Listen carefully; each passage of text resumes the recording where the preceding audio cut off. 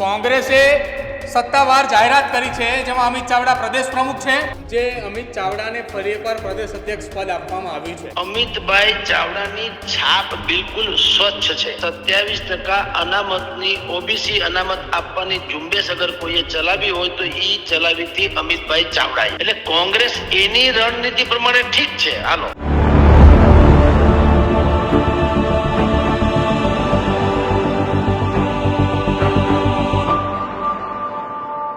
સત્તાવાર આ નામોની જાહેરાત થઈ ગઈ છે. કોંગ્રેસે સત્તાવાર જાહેરાત કરી છે જેમાં અમિત ચાવડા પ્રદેશ પ્રમુખ છે, તુષાર ચૌધરી છે, એને વિરોધ પક્ષના નેતા બનાવવામાં આવ્યા છે. ઓકે. અનંત પટેલની જગ્યાએ ફેરફાર કરાયો છે. વિરોધ પક્ષના વિધાનસભાના નેતા તરીકે તુષાર ચૌધરીની નિમણૂક કરવામાં આવી છે. અમિત ચાવડા પ્રદેશ પ્રમુખ પદે યથાવત, એટલે જે નામ આપણે ચલાવતા હતા એ નામ કન્ફર્મ છે. ઓકે, પણ જો તુષાર ચૌધરીને બનાવવામાં આવ્યા વિપક્ષના નેતા તો ડખો થવાનો. અચ્છા, સૌરાષ્ટ્રના જેટલા દિગ્ગજ નેતાઓ છે એના રાજીનામા ધડાધડ પડવાના. એનું કારણ એ છે કે વિપક્ષના નેતા તરીકે અથવા તો પ્રદેશ પ્રમુખ તરીકે કે બીજે કોઈ રીતે સૌરાષ્ટ્રને બહુ પ્રાધાન્ય નથી મળ્યું. કેમ્પિયન કમિટીના ચેરમેન તમે જે બનાવ્યા પરેશ ધાનાણીને, એ ખબર નથી હજી તમે કયો છો એટલે હું માનું છું. કદાચ જો હોય તો ઈ જે છે ઈ પદ પણ કેવું છે, ઈ તો રૂપિયા રળીને તમે લઈ આવો તો અમે ખાઈએ એના જેવું છે. કેમ્પિયન કમિટી એટલે તમારે બધાને આ કોંગ્રેસ તરફ લાવવા એમ ચહેરો. સામાન્ય રીતે તો એવું હોય, કેમ્પિયન કમિટીનો ચેરમેન હોય ને એના ઈ મુખ્યમંત્રીનો ચહેરો બને. ભૂતકાળમાં નરેશભાઈ પટેલે કોંગ્રેસમાં આ ઓફર કરી હતી. એણે પ્રશાંત કિશોર થ્રુ કોંગ્રેસને કેવડાવ્યું હતું કે મને તમે કેમ્પિયન કમિટીનો ચેરમેન બનાવો અને હું કહું એને ટિકિટ આપો તો અમે કોંગ્રેસની નૈયા પાર ઉતારી દઈએ. કોંગ્રેસને ઈ પ્રોબ્લેમ ઈ આવ્યો હતો કે ભાઈ તમને કેમ્પિયન કમિટીના ચેરમેન બનાવીએ, એનો અર્થ ઈ થયો કે ન કરે નારાયણને કોંગ્રેસ જીતે તો તમને મુખ્યમંત્રી બનાવવા પડે. ઈ એના જૂથવાદે કોઈ કાળે થવા દીધું નહીં અને ઈ ડીલ તૂટી પડી. એમ અત્યારે પણ તમને કહું, મારી પાસે મેસેજ છે તે પ્રમાણે સૌરાષ્ટ્રના દિગ્ગજ નેતાઓએ મને કીધેલું છે કે જો વિપક્ષના નેતા તરીકે મેવાણીને મૂકવામાં આવે અથવા તો અમારી અવગણના, અમારી એટલે પાટીદારોની જો અવગણના કરવામાં આવશે તો આપણે રમવાનું થતું નથી. એટલે અત્યારે હજી મારી પાસે ઓફિશિયલ કોઈ આંકડા નથી આવ્યા કે કોનો ક્યાં શું સમાવેશ થયો છે. આવે પછી હું કહીશ કે જો પાટીદારોને કેટલું ને કેવું સ્થાન મળ્યું છે. પણ જો યોગ્ય અને ઉત્તમ સ્થાન નહીં મળ્યું હોય તો સૌરાષ્ટ્રમાંથી કોંગ્રેસમાં મોટે પાયે તડા પડવાના. જગદીશભાઈ, આખી આ વાતમાં જે અમિત ચાવડાને ફરી એકવાર પ્રદેશ અધ્યક્ષ પદ આપવામાં આવ્યું છે, ડિસેમ્બરની વાત હોય, જાન્યુઆરીની વાત હોય, ડિસેમ્બર અને જાન્યુઆરીની અંદર ગુજરાતમાં 15 મહાનગરપાલિકાની ચૂંટણીઓ છે. આ 15 મહાનગરપાલિકાઓની ચૂંટણીમાં એક તરફ આમ આદમી પાર્ટી વિસાવદર જીત્યા બાદ જે દમખમથી ગુજરાતની અંદર વિજય યાત્રા કાઢવાની હોય કે વિરોધ પ્રદર્શન કરવાનો હોય, આ તમામ જગ્યા ઉપર એ મેદાને ઉતરી જાય છે. હવે એની સામે અમિત ચાવડા માટે કેટલું મોટી કામગીરી અથવા તો કેવડી મોટી જવાબદારી હવે આ પ્રદેશ અધ્યક્ષ બન્યા બાદ રહેશે? જો અમિતભાઈ ચાવડાની છાપ બિલકુલ સ્વચ્છ છે. એની ઉપર ભ્રષ્ટાચારના કોઈ આરોપ નથી. તદ ઉપરાંત સ્થાનિક સ્વરાજ્યની ચૂંટણીમાં 27% અનામતની ઓબીસી અનામત આપવાની ઝુંબેશ અગર કોઈએ ચલાવી હોય તો ઈ ચલાવી હતી અમિતભાઈ ચાવડાએ. એના ઉપરથી હાઈકોર્ટે ગુજરાત સરકારને કીધું, ઠપકા સાથે કીધું કે તમે હજી આ વ્યવસ્થા કરી કેમ ન શક્યા.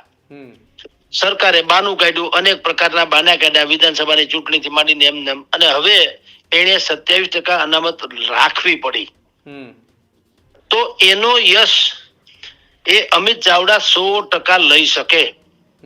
અને ઓબીસી વોટ બેંક જે છે એ પાટીદાર કરતા મોટી વોટ બેંક છે. 170 કે એટલી બધી જ્ઞાતિઓ, નાની મોટી પેટા જ્ઞાતિઓ એમાં આવી જાય અને 6.5 કરોડની જનતામાં 65% જેટલા ઓબીસી માં આવે છે.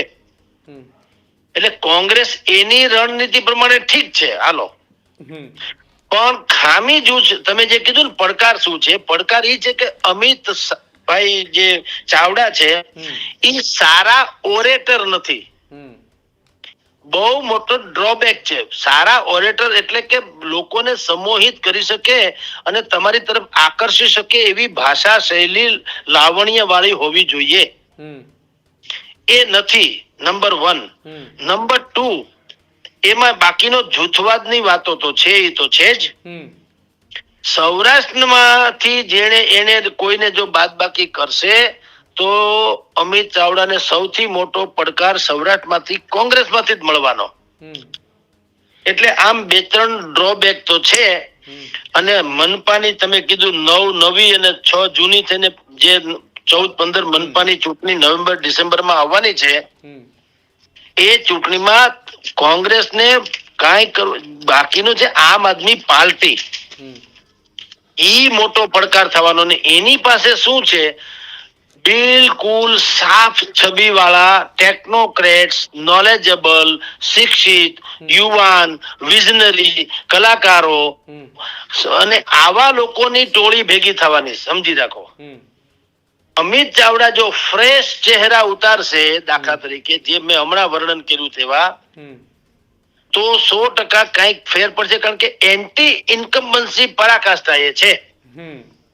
હવે એનો લાભ આમ આદમી લઈ જાય છે કે પછી કોંગ્રેસ, એ સમય બતાવશે. અને એ કોને કોને ક્યાં ક્યાં સ્થાન આપે છે એના પછી કહી શકાશે. આવી સ્થિતિ છે ભાઈ. અચ્છા જગદીશભાઈ, એક છેલ્લો સવાલ. તુષાર ચૌધરી કે જેમને વિધાનસભાના વિરોધ પક્ષના નેતા બનાવાયા છે, એ તુષાર ચૌધરીની જગ્યાએ જિજ્ઞેશ મેવાણી અથવા તો અનંત પટેલ અથવા તો વિમલ ચુડાસમા હોત તો? જુઓ, જિજ્ઞેશ મેવાણી હોત તોય મેળ એટલા માટે ન પડ્યો હોત, તોય કોંગ્રેસમાં વિભાજન સંભવ હતું. કારણ કે એની છાપ પડી ગઈ. એટલે એ જિજ્ઞેશ મેવાણી ભલે કે હું 18 વરણ માટે લડું છું, પણ એક એવી દ્રઢ છાપ તો છે જ કે એ દલિત નેતા છે. જ્યાં પણ એને સભા કરી, જ્યાં પણ એને પ્રવચનો કર્યા, મોટા ભાગના પ્રવચનોમાં દલિતની ફેવર કરવી અને બાકીના સવર્ણોની વિરુદ્ધમાં બોલવું, ભાજપના નામે પણ. એટલે એ એક છાપ હતી. એટલે કોંગ્રેસમાં એક માન્યતા હતી કે ભાઈ તમે જિજ્ઞેશ મેવાણીને બહુ મોટું પ્લેટફોર્મ નહીં આપતા, જો આપશો તો સવર્ણો આપણાથી ખફા થઈ શકે. એટલે વિરોધ પક્ષના નેતા તરીકે એની તુલનામાં કહો તો ભાઈ તુષાર ચૌધરી ઠીક છે, એની તુલનામાં કહું છું. પણ પ્રોબ્લેમ ઇઝ ધેટ કે તુષારભાઈ ચૌધરીનું ક્યારે આક્રમક સ્વરૂપ જોવા મળ્યું નથી. એટલે એ મેનેજેબલ હોય એવું લાગશે. પ્રજાના પ્રશ્નો તુષાર ચૌધરી એ ક્યારેય જિજ્ઞેશ મેવાણીની ભાષામાં કે ચૈતર વસાવાની ભાષામાં કે ગોપાલની ભાષામાં રજૂ કરી શકે નથી. એટલે એમાં થોડુંક 19-20 થશે. માત્ર ને માત્ર એ છે કે પાટીદારો જે સૌરાષ્ટ્રના છે અથવા તો સૌરાષ્ટ્રના બીજા પણ જે કોંગ્રેસમાં હોય, એને ક્યાં શું સ્થાન આપવામાં આવે છે એના આધારે આગળનું ભવિષ્ય જાણી શકાય. વિસ્તાર હોય એમાંથી તમે કોઈને પણ દલિતમાંથી કે કોઈને લઈ આવો તો વાંધો નથી. બેલેન્સ કરવું જોઈએ ટૂંકમાં. અને એ જેને જે વિસ્તારમાં હોય ત્યાં, એમ મારું કહેવું, ગુજરાતને 4 ભાગમાં વેચો, 1, 2, 3, 4, અને જ્યાં જેની વધારે વસ્તી અને પ્રભાવ એવા લોકોને પ્રમુખ બનાવવા જોઈએ, તો એનો ઇલાકો થાય. હવે એમાં પ્રોબ્લેમ શું થાય છે કે તમે નિમિત્ત દો, દાખલા તરીકે, પણ ધારો કે સૌરાષ્ટ્રમાં પાટીદારને પ્રમુખ બનાવો અને પાટીદાર સમાજ એમ કે કોંગ્રેસે આવું વલણ અપનાવવું જોઈએ, ઈ પાછું પોલિસી મેટર બને ને ન અપનાવે તો શું કરવું? કારણ કે દરેક વિભાગ જે છે સૌરાષ્ટ્રના 4 ભાગ પાડો, ચારેયમાં લોકોની વસ્તી અને રહેણી કેણી, રીત રિવાજ ને માન્યતાઓ અલગ અલગ છે. સૌરાષ્ટ્ર જુદી વાત છે, ચૈતર વસાવા એટલે આદિવાસી પટ્ટો જુદી વાત છે, દલિત જે વિસ્તાર છે કડી જેમ કહો છો એ બાજુ એ જુદી વાત છે, અને બાકીના લોકો સવર્ણ વાળી જુદી વાત છે. એટલે કોંગ્રેસ પાસે તો આમ જુઓ તો પ્રોબ્લેમ હે. પણ અત્યારે મારી પાસે આખું માળખું નથી. એટલે હું તમને જેટલું મળ્યું છે એના આધારે કહું કે કમસે કમ કોંગ્રેસે થોડીક સ્થિતિ સુધારવાની કોશિશ તો કરી છે. આખું માળખું મારી પાસે આવે તો હું આપને કહી શકું કે ખરેખર આની ઇમ્પેક્ટ શું પડશે. અત્યારે એટલું કહી શકાય કે કમસે કમ બીજ ગઈ સો બાદ ગઈ કે થોડુંક સારું કરવા જઈ રહ્યાની કોશિશ કરી છે, પણ હજી એમાં થોડી કચાશ છે, પણ આખું આવ્યું નથી મારી પાસે એટલે કહું છું, પણ કરવાની કોશિશ ચોક્કસ કરી છે. બિલકુલ જગદીશભાઈ, આભાર અમારી સાથે જોડાવા બદલ.